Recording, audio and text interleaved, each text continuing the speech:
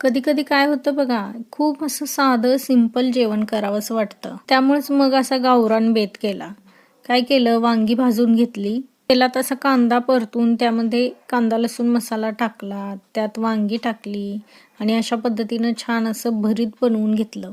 आधीच काळ्या घेवड्याची डाळ शिजवून ठेवली होती, त्यामुळे लसणावरती देखील फोडणी देऊन घेतली. मस्त असं घोटून घेतलं काळ्या घेवड्याच्या आमटीला. तोपर्यंत भरीत थंड झालं होतं, ते ठेचून घेतलं वरवंट्यानी.